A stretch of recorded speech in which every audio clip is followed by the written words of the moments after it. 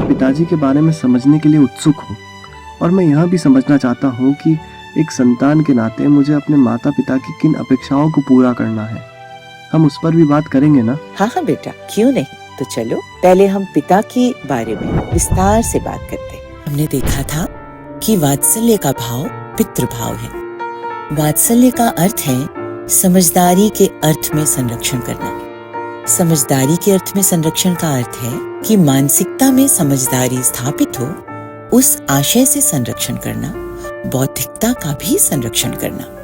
वात्सल्य स्थापित मूल्य है। जब वात्सल्य का भाव हम में बना रहता है तब जीने में क्या दिखता है? जीने में दिखता है कि हम जिनके प्रति वात्सल्य रखते हैं ना, उनके सामने हम स्पष्टता से और प्रामाणिकता से जीते।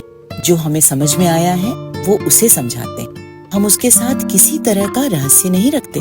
जब हम वात्सल्य के भाव में जीते हैं तब हमारे व्यवहार, रीति, विचार और समझ में एक सूत्रता होती है। हम सोचते कुछ हैं, बोलते कुछ और करते कुछ हैं, ऐसा नहीं होता।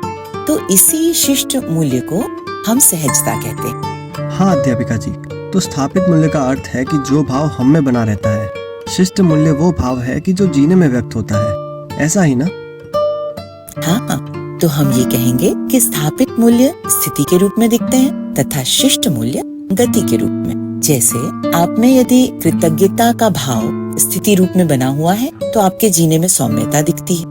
आप में ममता मूल्य बना हुआ है तो आपके जीवन में उदारता दिखती है। और वैसे ही आप में वात्सल्य का भाव स्थिति रूप में बना हुआ है तो गति रूप में सहजता दिखती है। यह स्पष्ट हो गया? तो हम पिता के बारे में विस्तार से समझते हैं। संतान के जन्म से ही पति पत्नी स्वयं को माता पिता रूप में पाते हैं। माता पिता में संतान के प्रति ममता और वात्सल्य मूल्य दिखने लगते हैं।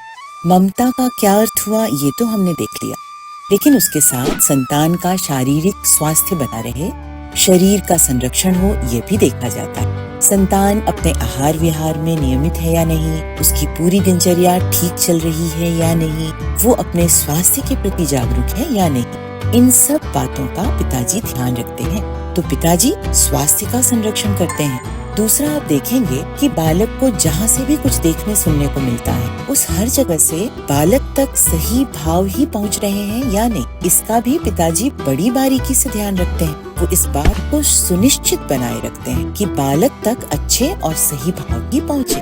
चाहे स्वयं बहुत परेशान हो, किन्हीं समस्याओं से थके हुए हों, तब भी वे बालक के सामने अच्छे भाव से ही प्रस्तुत होते हैं। वे अपनी संतान का हर नकारात्मक भाव से रक्षण करते हैं, चाहे वो दूसरों के नकारात्मक भाव हो या खुद के।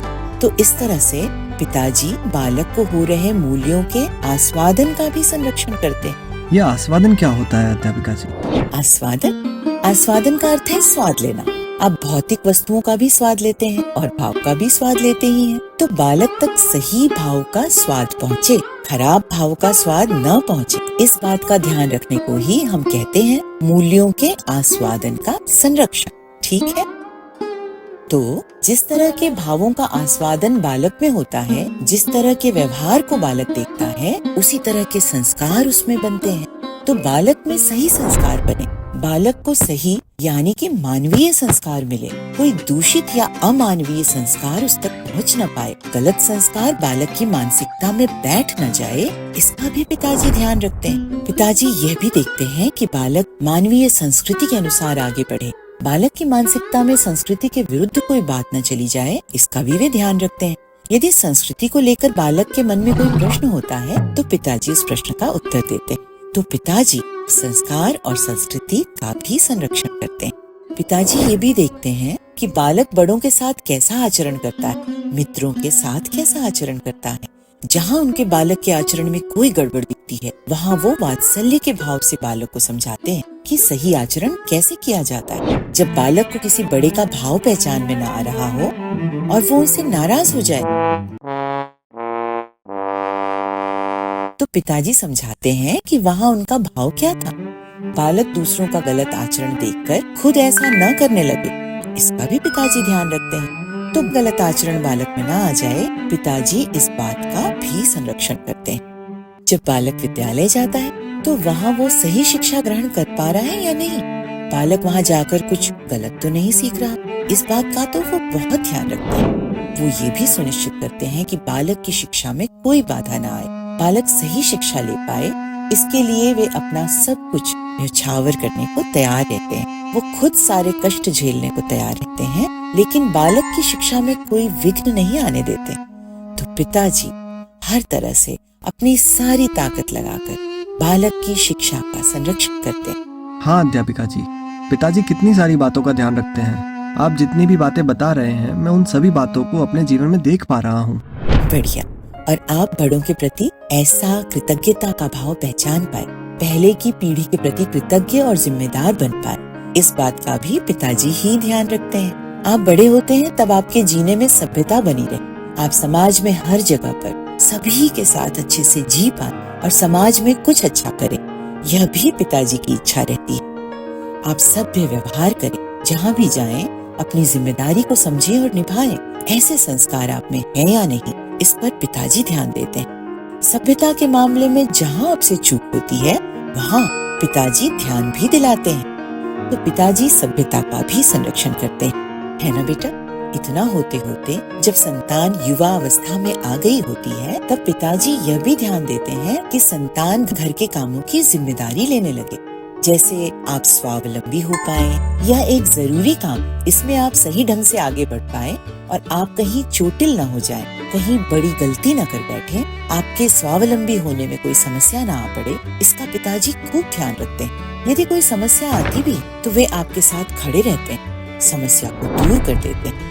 पिताजी ने खुद ने अपने समय में चाहे जितनी भी तकलीफें झेली, लेकिन आप बहुत अच्छे से स्वावलंबी हो जाएं, इस बात के लिए अपना तन मन धन लगा देते हैं। कभी आपको वो जानबूझकर गलती भी करने देते हैं, लेकिन उसके पीछे भी उनका यही भाव रहता है कि आप मजबूत बने, सजग बने। तो पिताजी आपके स्वावलंबन का और घर के प्रति आपकी जिम्मेदारी के भाव का भी संरक्षण करते हैं। और जैसे बालक सबसे पहले माता पर विश्वास करता है, वैसे ही युवावस्था में समाज के जिम्मेदार व्यक्ति बनते वक्त बच्चा अपने पिताजी पर सबसे ज्यादा विश्वास करता है। यदि पिताजी साथ खड़े हो तो बालक को आगे बढ़ने का एक अलग ही उत्साह मिलता है। पिताजी का विश्वास होने से बच्चे का अपने आप पर विश्वास बढ़ता है। बच्चे का आत्मविश्वास न टूटे, इसका भी पिताजी खूब ध्यान रखते हैं। वे अपनी संतान को कभी हताश नहीं होने देते। तो पिताजी अपने संतान के विश्वास का भी संरक्षण करते हैं। अध्यापिका जी, क्या हम ऐसा कह सकते हैं कि माँ जिन बातों का पोषण करती है, पिताजी उन बातों का संरक्षण करते हैं, चूँकि माँ इसी तरह की बातों का पोषण करती है? हाँ, आप बिल्कुल ठीक सोच रहे हैं बेटा। मूल रूप से तो जीवन के यही सब मुख्य बिंदु हैं।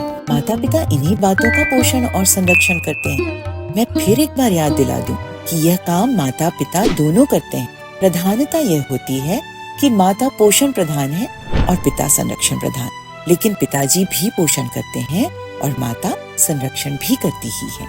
हाँ, लेकिन ज्यादातर यहाँ दिखता है कि माता पोषण का कार्य करती है और पिताजी संरक्षण का कार्य। कभी जरूरत पड़ने पर माता पिताजी की जगह ले लेती है और कभी पिताजी माता की जगह ले लेते हैं। यह भाव बड़े मधुर लग रहे हैं, इनमें कितनी सुंदरता है। माता और पिता के बारे में समझकर बहुत ही अच्छा भाव महसूस कर रहा हूँ, और मैं यह जानने के लिए भी उत्सुक हूँ कि माता पिता की संतान से अपेक्षाएं क्या होती हैं, संतान के कर्तव्य क्या होते हैं। तो चलो उस पर भी बात कर लेते हैं। तो आपको पिता के बारे में क्या समझ में आया, कमेंट करके जरूर बताइए। अगले वीडियो में, यानी कि इस सीजन के आखिरी वीडियो में, माता पिता और संतान संबंध में क्या अपेक्षाएं होती हैं, उस पर बात होनी है। अगला वीडियो देखना ना भूलिएगा। नमस्ते। गाड़ी पर बैठाया पाठशाला पहुँचाया, गाड़ी पर बैठाया पाठशाला पहुँचाया, गिनती पहाड़ा मुझे याद है कराया, मुझको लेने को आए बार बार, मुझे लेने को आए बार बार, उन्हें कैसे भूल पाऊंगा, उनकी बातें सदा याद रखूंगा।